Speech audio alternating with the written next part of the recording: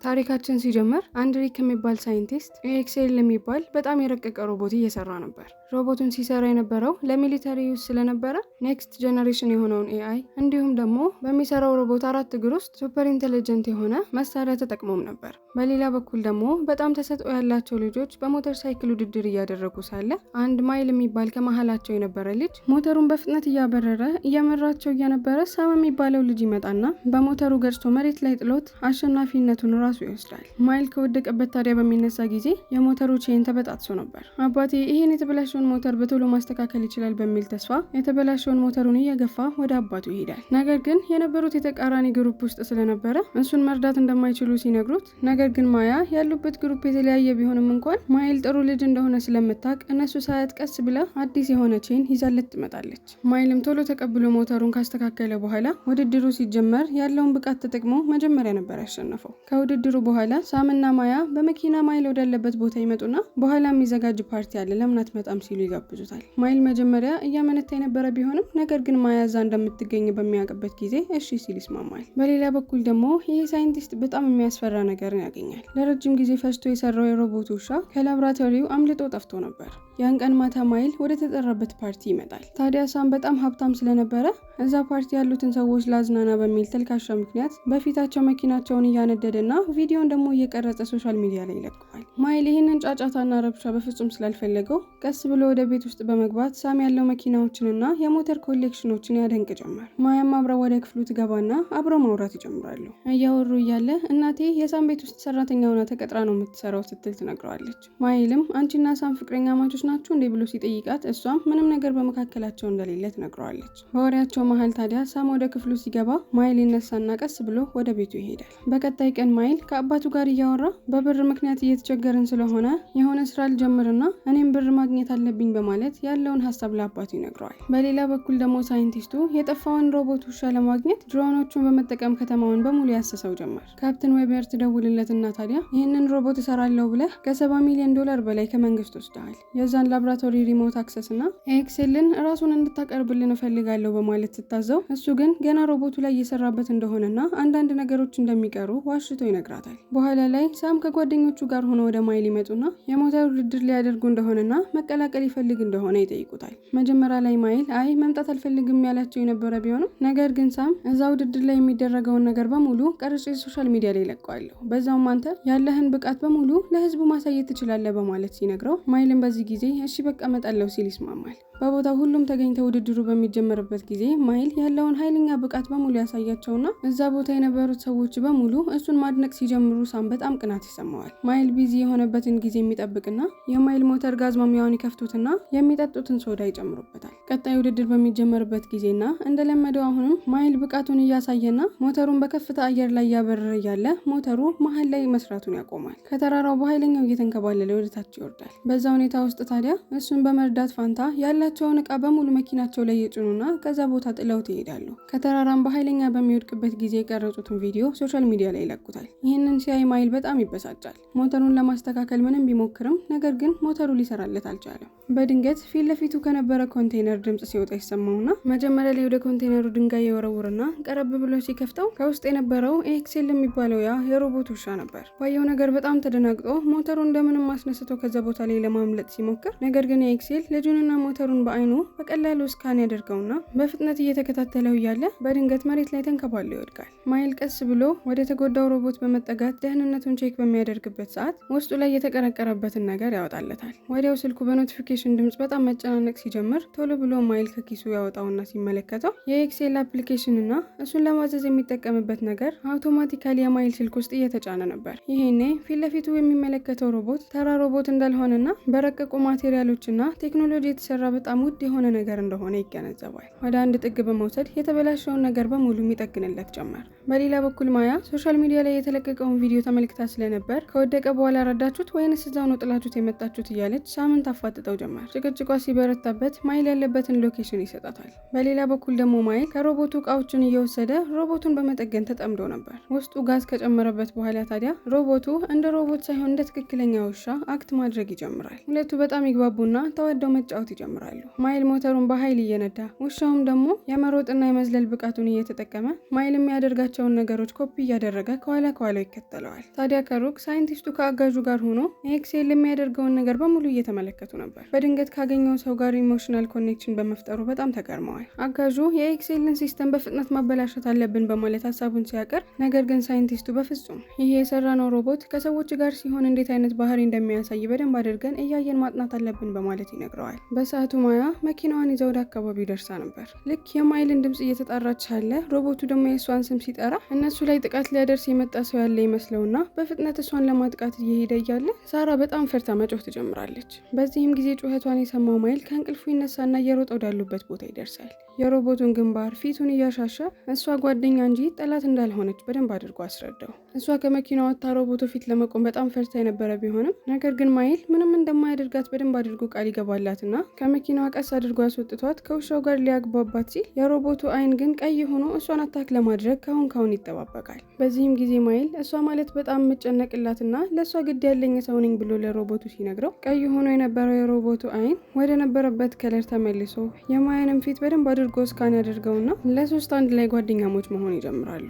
ለምንድን ነው ያንን ሁሉ መንገድ ተጉዘሽ ወደዚህ የመጣሽው ሲል ይጠይቃታል። እሷም ምንም ሳትዋሽ ስላንተ በጣም ተጨንቄ ነው እዚህ የመጣሁት ስትል መለሰችለት። ማታ ላይም ቁጭ ብሎ አብረው ጊዜ እያሳለፉ እያለ ይሄ ለሚሊተሪና በጣም ለትልልቅ ጦርነቶች የሚጠቀሙት ሮቦት ነው። ይህንን ሲሰሩ በጣም ሚሊዮን ዶላሮች እንዳፈሰሱበት ግልጽ ነው። ይህንን ሁሉ ዋጋ ደግሞ ካወጡበት እኛ በነጻ ልንጠቀምበት አይገባም። ስለዚህ ማንም ይሁን ማን የሰራው መመለስ አለብን በማለት ሀሳቧን ስታቀርብለት ማይልም ሰውነቱ ላይ አታይም እንዴ በጣም እኮ የሽጉጥ ጠባሳዎች አለበት፣ ስለሱ ቢጨነቁ ኖሮ በዚህ ሁኔታ አድርገው መንገድ ላይ ጥሎትም ነበር በማለት ይነግራታል። ይህንን በሚያወሩበት ጊዜ ሮቦቱ የሚሉትን ነገር በጠቅላላ ቀስ ብሎ እየሰማቸው ነበር። ማያ ስለ እናቱ ስትጠይቀው እናቴ ከረጅም ጊዜ በፊት ነው የሞተችው። የእናቱን ፎቶ በስልኩ ያሳያትና ስለ አንቺስ አባት ስለሱ እኮ ነግረሽኝ አታውቂም። እሷም አባቴን አውቄው አላውቅም፣ በልጅነቴ ነው ጥሎ ነው ሄደው። ለረጅም ጊዜ ይመለሳል ብዬ ተጠብቀው የነበረ ቢሆንም ነገር ግን አሁን ላይ እሱን መጠበቅ አቁሜያለሁ ስትል ስትነግረው ሮቦቱ ያዘነውን ፊቷን ይመለከትና ደስተኛ ሊያደርጋቸው ስለፈለገ ደስ የሚል ዘፈንና ፓርቲ ላይት ያበራላቸውና እነሱን ማዝናናት ይጀምራል። እንደጠበቀው ሙዳቸው ቶሎ ይቀየራል። ማያን እነሳና እንጨፍር በማለት ማይልን ይዛው ትነሳለች።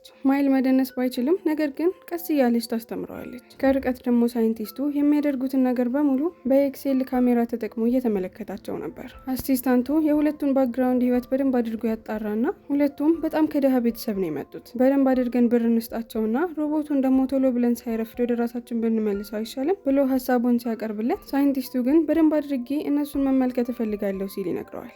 በቀጣይ ቀን ኤክሴል የማያን መኪና ከተቀረቀረበት ጎትቶ ያወጣላታል። ወደ ቤት እንሂድ ስትል ስትነግረው እሱ ግን ኤክሴልን እዚህ ጥሎ መሄድ ስላልፈለገ እሱን ጥዬ መሄድ አልችልም፣ እሷም ይዘነው ከሄድን እኮ እዛ ሰዎችን ሊጎዳ ይችላል፣ እንደ ሌሎች ውሾች አይደለም። ይህንን ሲሰማ ማይል እሺ በቃ ወደ ፈጠሩት ሰዎች እንመልስላቸዋለን በማለት ከመኪናው ኋላ ይጭነውና እየሄዱ እያለ በመንገድ ላይ ጋዝ ስቴሽን ላይ ያቆማሉ። ጋዙን እንዳስቀዱ ምንም አይነት ገንዘብ እንደሌላቸው ሲያወሩ ሮቦቱ ይሰማና ኤቲኤሙን ስካን አድርጎ ሲስተሙን ተጠቅመው ሀክ ያደርገውና የሚፈልጉትን ገንዘብ ይሰጣቸዋል። ቶሎ ብሎ ያወጣላቸውን ገንዘብ ይወስዱና ከዛ ቦታ ይጠፋሉ።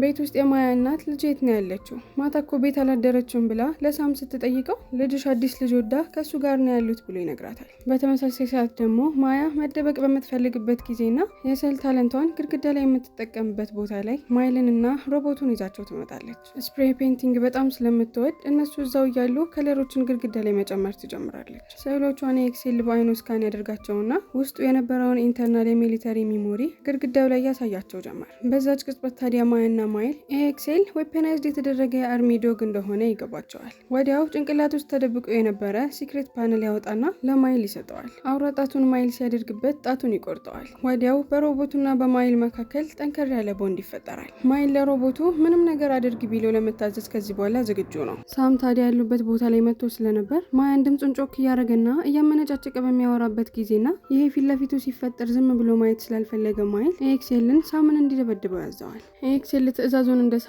ዘሎ ከተደበቀበት ይወጣና የሳምን እግር በጥርሱ ይዞ እየጎተተ ከመሬት ጋር ይፍቀዋል። ከማያ አጠገብ ራቅ፣ ከዚህ በኋላ እንደዚህ ስታናግራት እንዳልሰማህ ብሎ ይጮህበትና ሳምን በዚህ ጊዜ በጣም ፈርቶ ስለነበር ከዛ ቦታ እየሮጠ ይሄዳል። በኤክሴል ካሜራ አድርጎ ሲፈጠር የነበረውን ነገር በሙሉ ሲመለከት የነበረው ሳይንቲስት ታዲያ ባየው ነገር በኩራት አየኸው እንዴት አድርጎ ሲታዘዘው እንደነበር ልጁን በጣም ኮርቼበታለሁ እያለ ለአሲስታንቱ ይነግረዋል። ነገር ግን አሲስታንቱ ልጁ እኮ ግደለው ስላላለው ነው እንጂ እስካሁን ድረስ ሳም በህይወት ራሱ አይቆይም ነበር። በሰራነው ሮቦት ምክንያት ደግሞ የሰው ነፍስ ከጠፋ እኛንን እስር ቤት የምንማቅቀው በማለት ሲነግረው ሳይንቲስቱ በንዴት ይመለከተውና እኔ እያደረግኩኝ ያለሁትን ነገር ጠንቅቄ ማቅሰው ነኝ በማለት ይነግረዋል። በሌላ በኩል ደግሞ ማይል ባደረገው ነገር በጣም ተናዳለች። ሳም እኮ ነው ህይወቴ ላይ ለሚያስፈልገው ነገር በሙሉ ገንዘብ የሚሰጠኝ። እናቴም ብትሆን ሰራተኛ ሆና ተቀጥራ የምትሰራው እኮ እሱ ቤት ነው። ሳም ከተናደደ ደግሞ እናቴን ያሰቃያታል። ይህንን ሲሰማ ከፈለግሽ በቃ ወደ ቤትሽ መመለስ ትችያለሽ ሲል ይነግራታል። እሷም ለብቻው መተው ስለማትፈልግ እምቢ ስትለው እዛው ባለበት የኤክሴልን ጥለውት እነሱ ደግሞ ለትንሽ ጊዜ ወደ ቤታቸው ለመመለስ ይወስኑና መኪና ውስጥ ይገባሉ። ማያን ወደ ቤቱ ከወሰዳት በኋላ ለአባቱ የተፈጠረውን ነገር በሙሉ ስለ ሮቦቱም ይነግረዋል። አባትየው ሮቦቱን ማንም ይሁን ማን እንደሰራው መመለስ አለባችሁ እያለ እየነገራቸው ያለ በተመሳሳይ ሰዓት ደግሞ ሳም ጓደኞቹን በሙሉ ሰብስቦ ሮቦቱን ዳሜጅ በማድረግ በቀላቸውን ለመወጣት ይመጣሉ። ኤክሴል ላይ ጋዝ ያርከፈክፉበትና ኃይለኛ የሆነ እሳት ይለቁበታል። ይህንን ሁሉ በሚያደርጉበት ጊዜ ታዲያ ካሜራ በማውጣት ሁሉ ነገራቸውን ላይቭ እያስተላለፉ ነበር። የሚፈጠረውን ነገር በሙሉ ታዲያ በካሜራው ሲመለከት የነበረው ሳይንቲስት በፍጥነት ለፊውል ቲሞቹ ይደውልና ኤክሴልን ሪከቨር እንዲያደርጉት ያዛቸዋል። በሌላ በኩል የተለቀቀውን ቪዲዮ ማየት መለከተውና ኤክሴልን በእሳት ለማቃጠል እየሞከሩ እንደሆነ ትነግራቸዋለች። ሳምን ለማስቆም የቻሉትን ፍጥነት በሙሉ ተጠቅመው ቢመጡ ነገር ግን በጣም አርፍደው ነበር። በእሳቱ ምክንያት ኤክሴል ሰውነቱ አብዛኛው ፓርቱ ቀልጦ ነበር። በፍጥነት የማይል ስልክ የኖቲፊኬሽን ድምጽ ሲያወጣ የኤክሴል ትራንስፎርሜሽን የሚደረግበት 3D ፔንቲንግ ቦታ ይመራቸዋል። ይህም ቦታ የኤክሴል ራሱን መገንባት የሚችልበት ቦታ ነበር። በሌላ በኩል ደግሞ የማይል አባት ቤት ውስጥ ከክሬን ሲስተም የመጣ ሴኩሪቲ ኤጀንት ስለ ማይል እና ስለ ባዮሜትሪክ ቺፑ አንዳንድ ኢንፎርሜሽኖችን ለመጠየቅ ነበር። ነገር ግን አባትየው እምቢ ይልና የመጣውን ሴኩሪቲ ጋር ራሱን አስቶት ሲነቃ ደግሞ እጁ ከወንበር ጋር በፕላስተር ተጣብቆ ያገኘዋል። በሌላ በኩል ሳይንቲስቱ የኤክሴልን እንቅስቃሴ በሙሉ የሚመለከቱበት ካሜራ አሁን ላይ እንደተቆረጠና ከዚህ በኋላ ሮቦቱ ጋር ምን እየተከናወነ እንደሆነ ማወቅ እንደማይችል ሲገባው በጣም ይበሳጭና ቶሎ ብሎ ወደ ካፕቴን ዌበር ኢሜል ይልካል። በሌላ በኩል ደግሞ ማይልና ማያ የሚችሉትን አቅማቸውንና እውቀታቸውን በሙሉ በመጠቀም ሮቦቱን ለማስተካከል ሞከሩ። በመጨረሻም ሮቦቱ ከ2 ሰዓት በኋላ ራሱን ሪስታርት ማድረግ እንደሚችሉ ስለገባቸው ለ2 ሰዓት ቁጭ ብሎ መጠበቅ ይጀምራሉ። በሚጠብቁበትም ጊዜ ታዲያ ማውራት ይጀምራሉ። ማይል ሁሉ ጊዜ ህይወቴ ላይ በጣም ደስ የሚል ነገር ሲፈጠር ወዲያው ከባድና በተቃራኒው ደግሞ ደስታዬን ሊነጥቀኝ የሚችል ነገር ይፈጠራል። ይህንን ስትሰማ ማያ ፈገግ ትልና ትስመዋለች። ታዲያ ከ2 ሰዓት በኋላ ሮቦቱ ራሱን ሪስታርት ማድረግ በሚጀምሩበት ጊዜ ሳይንቲስቱም ጋር ሮቦቱ ወደ ራሱ እንደተመለሰ የሚያሳይ ኖቲፊኬሽን ይገባለታል። በዚህ ጊዜ ሴኩሪቲዎቹን ወዳገኘው ሎኬሽን እንዲሄዱ ይነግራቸዋል። ሴኩሪቲዎቹ መጥተው ታዲያ ኤክሴልን ያስተካከሉበት ቦታ ላይ ቀስ አድርገው ሲገቡ ማያና ማይል ቶሎ ብለው ይደበቃሉ። በዛች ቅጽበት ኤክሴልም አፕዴቱን ሙሉ ለሙሉ ጨርሶ ስለነበረ ፊት ለፊቱ የተገኙትን ሴኩሪቲዎች በሙሉ አታክ ማድረግ ይጀምራል። እስካሁን ህይወቱ ላይ የተፈጠሩትን ነገሮች ደግሞ ሳም ያደረገውንም ነገር ጨምሮ ምንም ነገር አልረሳውም ነበር። ቶሎ ብሎ በቀሉን ለማከናወን ወደ ሳም ቤት በፍጥነት ያመራል። ሳም ደግሞ በሌላ በኩል ከጓደኞቹ ጋር ትልቅ ፓርቲ አዘጋጅቶ እየተዝናና ነበር። ኤክሴል ዘሎ እሱን አታክ ለማድረግ ሲመጣ ሳም እንደለመደው በእሳቱ ሊያቃጥለው ነበር። ነገር ግን የእሳቱ ፊውል አልቆበት ስለነበር ምንም ቢሞክረው እሳት አላወጣም እያለው ስለነበር ፊት ለፊቱ በፍርሃት ደርቆ ይቀራል። ኤክሴልን በዚህ ጊዜ ሳምን ሙሉ ለሙሉ ሊጨርሰው ወደሱ በኃይል ሲመጣ ማይል ከማያ ጋር ሆነው ቶሎ ብሎ ፊት ለፊቱ ይደርሳሉ። ህይወቱን አደጋ ላይ ጥሎ በሁለቱ መሃል ከቆመ በኋላ ሮቦቱን ለማሳመን ይሞክራል። እሱን ልትገለው አትችልም በሚለው ጊዜ ቀይ የነበረው አይን ወደ ሰማያዊነት ይመለሳል። ነገር ግን ሌላ ምንም ነገር ከመፈጠሩ በፊት ሄንድሪክ ብዙ የሆኑ ድሮኖችን ኤክሴልን ለመጣል ልኮ ነበር። ኤሌክትሪክ ቻርጅ ፋየር ያደርጉና ኤክሴልን አንቀጥቅጠው መሬት ላይ ይጥሉታል። እዛ ተገኝተው የነበሩት ሳይንቲስቶችም ማይልና ማያን ጥፍር አድርገው ይዘው ከሮቦቱ ጋር ይዘዋቸው ይሄዳሉ። ራሳቸውን ከሳቱበት ሲነቁ እጃቸው በፕላስተር ተጣብቆ ነበር። ማይል ቶሎ ብሎ ሮቦቱን ጮክ ብሎ ለማናገር ሲሞክር ሳይንቲስቱ ከት ብሎ ይስቅና እስካሁን ድረስ አንተን የሚታዘዘህ ነው እንደሚመስልህ አሁን እኮ በእኔ ቁጥጥር ውስጥ ነው እያለ ሲነግረው ማይል ደግሞ እባክህን እንዳትጎዳው ሲል ይማጸነዋል። ሳይንቲስቱም ቀስ ብሎ ወደ ማይል ይጠጋና ይህንን ሮቦት የሰራሁት እኔ ነኝ፣ ቁጥጥሩም ሙሉ ለሙሉ በእኔ እጅ ስር ነው። እጅህን ከቆረጠህ በኋላ ደግሞ ደምን ተጠቅሞ ሙሉ ለሙሉ ከሮቦቱ ጋር ያላችሁን ሪሌሽንሺፕ ያጠናከረውን ቺፕ እንድትሰጠኝ እፈልጋለሁ ብሎ ይጮህበት ጀመር። ማይልን በመናደድ ሰዎችን ለመግደል ብቻ እኮ መጠቀም የምትችለውን ሮቦት ነው ዲዛይን ያደረግከው ሲለው አንድሪ በጣም ይናደድና እኔ አሁን ላይ ምንም ማጣው ነገር የለኝም፣ ቺፑን አሁኑኑ እጅ ላይ ታስገባዋለህ፣ ካለበለዚያ ከዚህ በህይወት አትወጣም በማለት ያስፈራራዋል። ማያን ደግሞ በሌዘር ሴኩሪቲ ኬጅ ውስጥ ከከተታት በኋላ አንድ እርምጃ ብቻ ወደፊት ተራመጂ፣ ኤክሴል መጥቶ ሰውነትሽን ብዙ ቦታ ነው የሚቆራርጥልሽ በማለት ያስፈራራታል። ማያ ግን የምትባለውን ነገር መስማት አልፈለገችም ነበርና ወደፊት ስትራመድ ኤክሴል ላይኑ ቀይ ሆኖ ወደ እሷ ሲጠጋ በጣም ትፈራና ማን እንደነበረችና ያሳለፉትን ነገሮች በሙሉ እንዲያስታውስ መሞከር ትጀምራለች። እኔ እኮ ነኝ ማያ ማያ እያለች ስላደረጉት ነገር ልትነግረው ስትሞክር፣ ነገር ግን የኤክሴልን ሚሞሪ ሙሉ ለሙሉ ኢሬዝ አድርጎት ስለነበር ሰውየው ሊያስታውሳት አልቻለም። ነገር ግን ተስፋ ሳትቆርጥ ማን እንደሆነች እንዲያስታውሳት ለማድረግ ስትሞክር በመጨረሻም ፊቷን፣ ድምጿንና እንቅስቃሴዋን ካስተዋለ በኋላ የሚስጥራዊ ቦታዋ የወሰደቻቸው ጊዜና ግድግዳ ላይ ስትስላቸው የነበሩ ስዕሎችን አስታውሶ እሷ ላይ የነበረውን ፊቱን አዙሮ ወደ ሳይንቲስቱ ይዞርና እሱን ማባረር ይጀምራል። ሳይንቲስቱ ራሱና አሲስታንቱ ታዲያ ውሻውን በጣም ፈርተው ስለነበር ከቦታው እየሮጡ ለማምለጥ ሲሞክሩ ብዙ የሆኑ ፖሊሶችና ወታደሮች እዛ አካባቢ ላይም ደርሰው ስለነበር መኪና ላይ አስተኝተውት እጁን በካቴና ወደ ኋላ ያስሩታል። የእሱንም እጅ በካቴና ያሰሩበት ምክንያት ህጋዊ ባልሆነ መልኩ ሮቦቱን ዌፐናይዝድ ስላደረጉት ነበር። ካፕቴኗ ታዲያ ማይልና ማያን ቶሎ ብላችሁ ሮቦቱን መልሱ፣ 30 ሰከንድ ብቻ ነው የምሰጣችሁ በማለት ትዕዛዝ ትሰጣቸዋለች። ቶሎ ብላችሁ ማታመጡት ከሆነ ወደ ውስጥ እንገባለን፣ ወደ ውስጥ ከገባን ደግሞ ጥይት መተኮሳችን አይቀርም በማለት አስጠነቀቋቸው። ልክ ይህንን ስትሰማ ማያ ማይልን ትስመዋለች። በደንብ አድርጋ ታቅፈውና ወደ ኤክሴል በመሄድ ቻው ካለችው በኋላ እጇን ወደ ላይ በማድረግ ከተደበቀችበት ትወጣለች። ይህንን ያደረገችው ፖሊሶቹ ትኩረታቸውን እሷ ላይ በሚያደርጉበት ጊዜ ማይል ያን ሰዓት ተጠቅሞ እሱ እንዲያመልጥ ብላ ነበር። ቶሎ ብሎ ማይልና ኤክሴል ከዛ ቦታ ለማምለጥ በሚሞክሩበት ጊዜ ካፒቴኗ በጣም ትናደድና ኤክሴልን በፍጥነት አቁሙት፣ በጸባይ ደግሞ አላቆምም ካለ ኃይል መጠቀም ካለባችሁ ተጠቀሙ በማለት ትዕዛዝ አስተላለፈች። ወታደሮቹ በሄሊኮፕተር ያሳዷቸው ጀመር። ነገር ግን በሞተራቸው በፍጥነት እየሄዱ እያለ ከተራራ ክፉኛ ይንከባለሉና ሁለቱም ከፍተኛ የሆነ ጉዳት ይደርስባቸዋል። የማይል እጅ ስለተሰበረና ከዚህ በላይ ለማምለጥ እንደማይችል አቅም እንደሌለው ስለገባው ወደ ኤክሴል ፊቱን አዙሮ አንተ ባክህን ከዚህ ቦታ ቶሎ ብለህ አምልጥ፣ እኔ ማምለጥ አልችልም፣ አንተ ግን አቅሙ አለህ።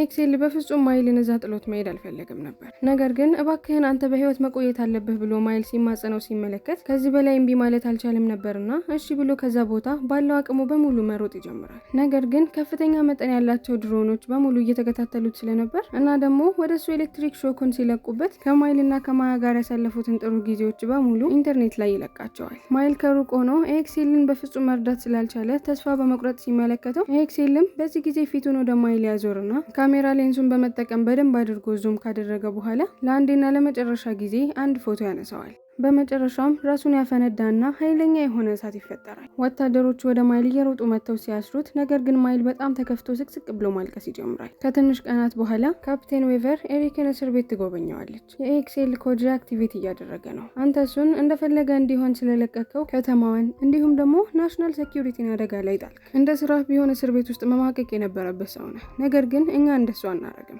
አሁን ላይ ኤክሴል ራሱን ሪቢውልድ እና ሪአክቲቬት እያደረገ ስለሆነ ስለ ኤክሴል ከውን መረጃ በሙሉ እንድትነግረኝ ፈልጋለሁ ብላ ትጠይቀዋለች። አሁን ላይ የሱን እርዳታ እንደምትፈልግ ስለገባው በንቀት ፈገግ ይልና እነዛስ ከሱ ጋር ዲፕ የሆነ ኮኔክሽኑን ፈጥረው አብረውት ሲሆኑ የነበሩት ሁለት ልጆች የደረሱ ሲል ይጠይቃታል። እነሱ ሙሉ ለሙሉ የሚሊተሪ ስኮላርሺፕ ይደርሳቸዋል በማለት ትመልስለታለች። በዚህም ጊዜ ኤክሴልን ቀድመሽ ለማግኘት ሞክሪ፣ እነሱን ሁለቱን ልጆች እሱ ቀድሞ ከናንተ ከማግኘቱ በፊት ሲል መለሰላት። በቀጣይ ሲን ማይልና ማያ በጣም ደስተኛ ሆነው አባታቸውን ከተሰናበቱ በኋላ በሚያምር መኪና ወደ አዲሱ ኮሌጃቸው ሊሄዱ እየተዘጋጁ ነበር። የሚማሩበት ኮሌጅም ቢሆን የተከፈለው በሚሊተሪዎች በኩል ነበር። አዲስ ከገዙት ከትንሽዬ ውሻ ጋር ሆነው ባህር ዳር እየተዝናኑ ነበር። ማያም ይዛው የነበረውን ደብዳቤ ትሰጠውና ይሄ ደብዳቤ ከአባቴ ይሆናል የተላከው ስትል ትነግረዋለች። ደብዳቤውን ከፍቶ ወደ ውስጥ ሲመለከት ኤክሴልን ለመቆጣጠር የሚረዳው ሪሞት ነበር። ልክ የጣት አሻራውን ሲከትበት የሁለቱም ስልክ የኖቲፊኬሽን ድምጾችን ማውጣት ይጀምራል። ከኤክሴል ነበር፣ አልሞተም። አሁን ላይ ሰርቫይቭ ስላደረገ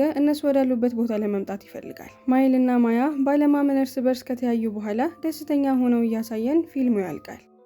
ፊልሙ ከተመቻችሁ ሰብስክራይብ፣ ያልተመቻችሁ ነገር ካለ ደግሞ ኮሜንት ላይ አስቀምጡልኝ።